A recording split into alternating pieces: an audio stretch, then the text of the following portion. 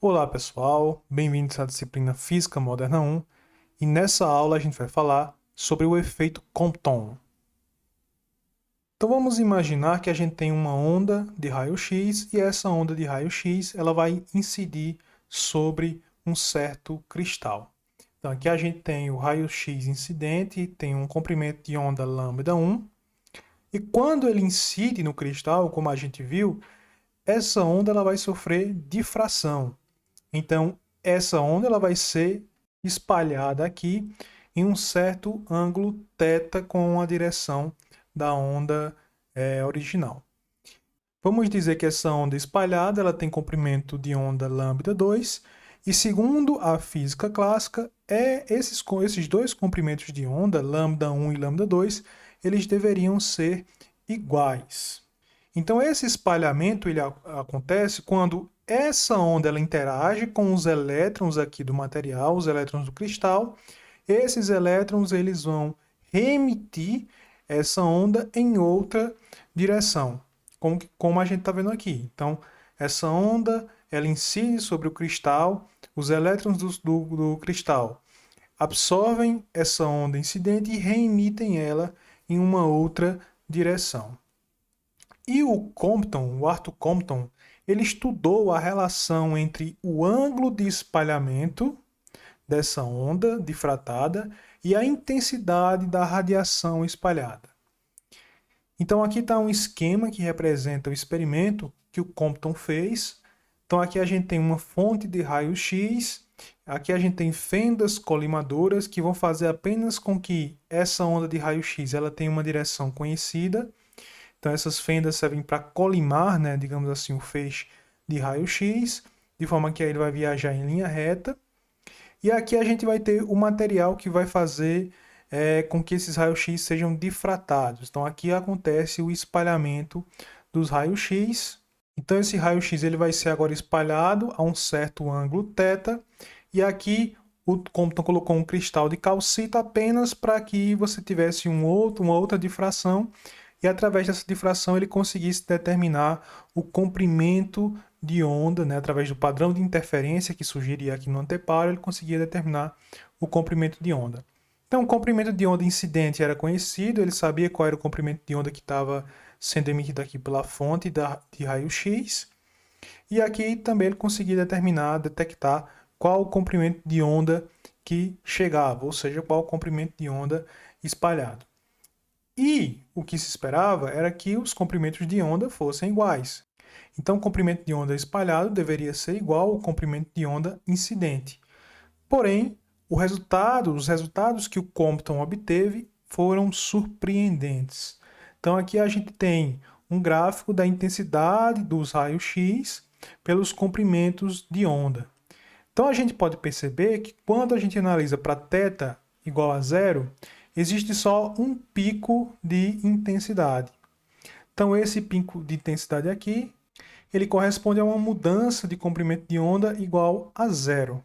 Ou seja, nesse caso aqui, para θ igual a zero, não houve mudança no comprimento de onda. Então, esse gráfico é de intensidade por mudança do comprimento de onda. Então, se o comprimento de onda, se o máximo aqui ele está no zero, significa que não houve mudança no comprimento de onda. Então, isso aqui é o que era esperado pela teoria clássica. Porém, ao mudar o ângulo, ao rotacionar o ângulo e analisar, por exemplo, para um ângulo de espalhamento θ igual a 45, você já tem dois picos de intensidade máxima dos raios-x espalhados. Então, isso aqui corresponde a dois comprimentos de onda diferentes que terão grande intensidade de raio-x. Então, para esses dois comprimentos de onda, você vai detectar uma grande intensidade desses raios-x. Aqui, para θ igual a 90 graus, também a gente tem dois picos de intensidade. Então, aqui é o correspondente ao comprimento de onda incidente. Então, é o mesmo comprimento de onda que o comprimento de onda incidente. E aqui a gente vai ter um comprimento de onda diferente. E conforme aqui você aumenta o ângulo, você aumenta também a diferença entre esses comprimentos de onda. Então, esse resultado aqui, você ter dois comprimentos de onda diferentes, como a gente pode ver aqui, né, com intensidade máxima dos raios-x, isso não era explicado pela física clássica. E se você analisa os raios-x como sendo ondas eletromagnéticas, você também não consegue entender o que é que está acontecendo aqui nesse experimento. É preciso que você dê uma outra visão para os raios-x para que você consiga explicar os resultados do experimento de Compton, que foram esses aqui, né? No experimento de Compton, você tem fótons espalhados com um comprimento de onda diferente dos fótons incidentes. Então, isso aqui foi algo novo que a física clássica não conseguia explicar. Para tentar explicar o que é que estava acontecendo aqui no experimento, o Compton ele considerou que, na verdade, você não poderia ver o fóton como uma onda, né? A luz com o raio-x como uma onda, mas sim como uma partícula, e aí você teria uma colisão entre essa partícula do raio-x, o fóton, e o elétron. Então, analisando do ponto de vista corpuscular, você consegue explicar o porquê de você ter esses dois picos de intensidade em dois comprimentos de onda diferentes. Então, aqui no lugar do cristal, a gente tem um elétron desse cristal, e aí a gente tem um raio-x que vai, uma onda de raio-x, né, que vai incidir sobre esse elétron. Como a gente viu, isso vai fazer com que a onda ela seja espalhada. Você vai ter uma difração aqui a um certo ângulo θ. Porém, o que o Compton considerou era que, além disso, esse elétron aqui que recebe a radiação, ele também vai se movimentar. Então é como se aqui tivesse uma partícula colidindo com o elétron e o elétron se movimenta. Então você vai ter o movimento aqui. Então você vai ter essa partícula, no caso o fóton, que incide, que colide com o elétron se movimenta, e aqui também você tem um fóton que depois da colisão tem uma energia menor que a energia que ele tinha antes da colisão. Então, essa energia da radiação, na verdade, o momento que essa radiação transfere aqui para o elétron, o momento da radiação pode ser escrito através dessa relação aqui. O momento da radiação é igual à energia que ela transporta dividido pela velocidade dela, que é a velocidade da luz. Portanto, isso aqui, no caso do fóton, essa energia seria HF, como Einstein mostrou no efeito fotoelétrico, dividido por C. E F sobre C nada mais é do que o inverso do comprimento de onda. Portanto, o momento aqui dessas duas radiações, a gente pode associar eles ao comprimento de onda dessas radiações por essa expressão aqui. Então, a gente vai ter o seguinte. A gente tem o fóton incidente com uma energia E1 igual a HF1 e um momento linear igual a H dividido por lambda1, que vai incidir sobre o elétron, vai colidir com o elétron. Depois dessa colisão, o elétron ele vai se movimentar com um momento linear PE, e vai se movimentar com um ângulo φ em relação à direção da radiação incidente. E essa radiação aqui também vai ser espalhada, né? Essa radiação espalhada, ela vai ter uma energia E2 igual a HF2, uma vez que mudou o comprimento de onda, muda também a frequência, e o novo momento vai ser P2 igual a H dividido por lambda 2.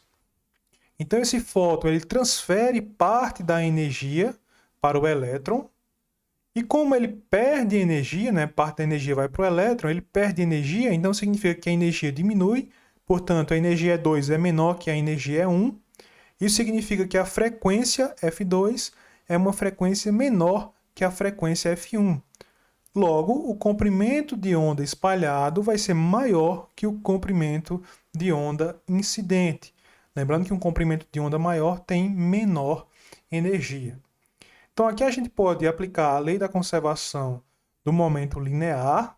Aqui estão os vetores que representam essa situação aqui. Então, o momento linear incidente é esse vetor aqui, que eu estou chamando de P1. Esse vetor representa o momento do fóton incidente. Aqui a gente tem o momento do fóton espalhado, P2, e aqui a gente tem o momento do elétron, PE.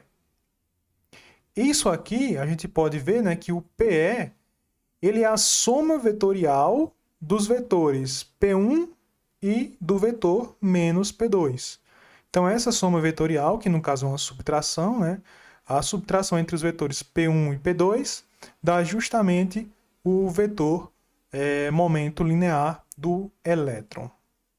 Então, aqui é como a gente pode ver, ó, P1 é igual a P2 mais PE, né? Esse vetor aqui, P1, é o vetor soma dos vetores P2 e PE, ou o vetor PE, ele é o vetor subtração do vetor P1 e do vetor P2. Então, PE é P1 menos P2. Se a gente utilizar aqui a lei dos cossenos, a lei dos cossenos nos diz que o módulo desse vetor ao quadrado é igual ao módulo desse vetor, dessa componente, né, ao quadrado, então P1 ao quadrado, mais essa outra componente ao quadrado, mais o módulo, né, no caso dessa outra componente ao quadrado, que é P2 ao quadrado, mais 2 vezes o módulo de P1 vezes o módulo de P2, vezes o cosseno do ângulo entre esses dois vetores, né, entre o vetor P1 e o vetor menos P2. E esse ângulo aqui vai ser 180 menos θ. Tá aqui 180 menos θ.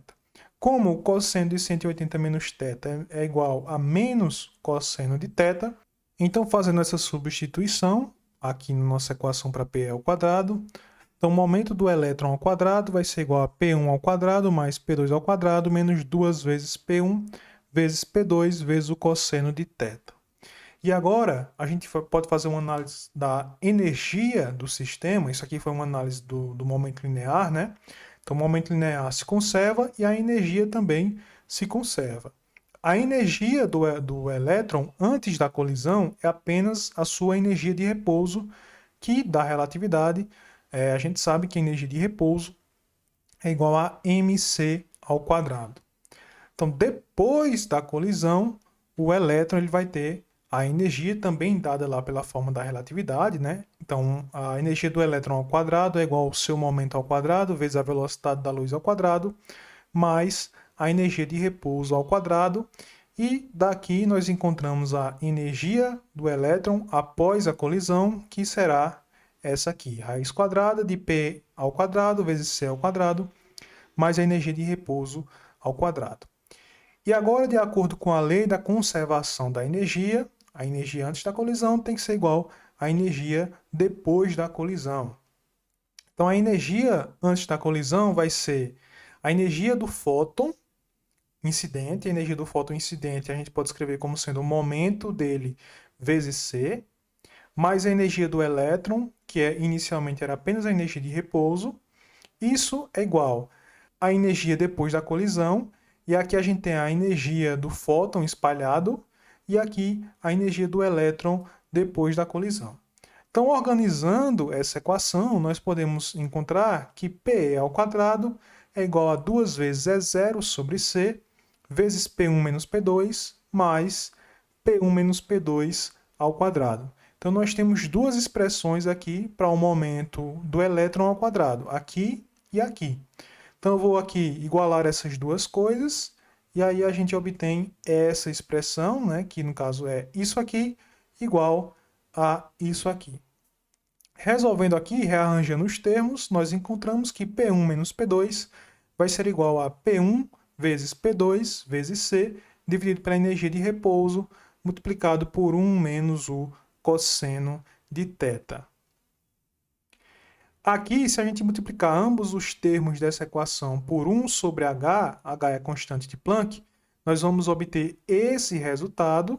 E se a gente substituir aqui nesse resultado, fizermos a substituição lambda igual a h sobre p, e que a energia de repouso é mc quadrado, fazendo essas duas substituições e reorganizando aqui os termos dessa equação, a gente obtém a chamada equação de Compton, que é a seguinte: lambda 2 menos lambda 1 igual a H sobre MC vezes 1 menos o cosseno de θ.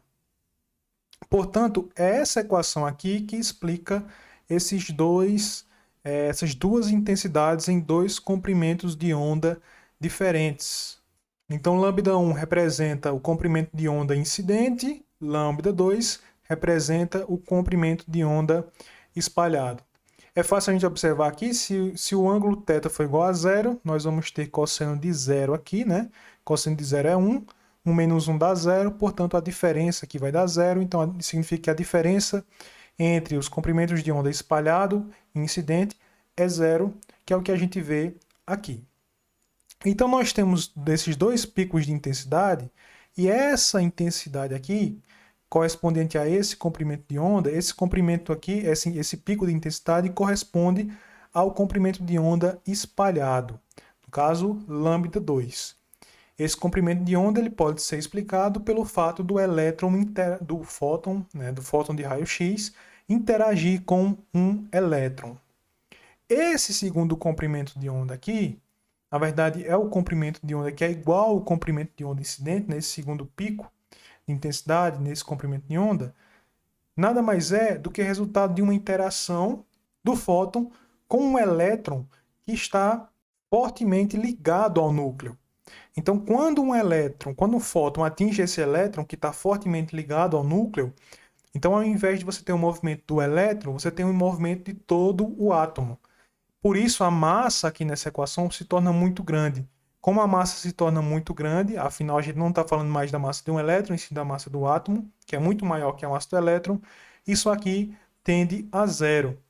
Por isso que que essa intensidade aqui ela acontece para um comprimento de onda muito próximo do comprimento de onda incidente, praticamente iguais esses dois comprimentos de onda, enquanto esse segundo pico acontece quando o fóton encontra um elétron que não está tão fortemente ligado assim ao núcleo.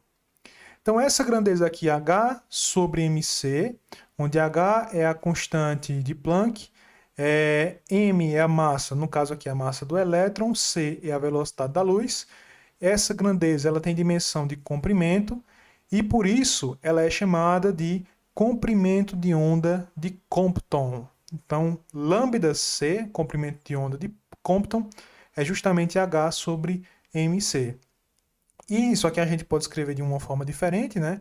Multiplicando os dois termos em cima e embaixo por c, a gente vai ter HC dividido por mc ao quadrado.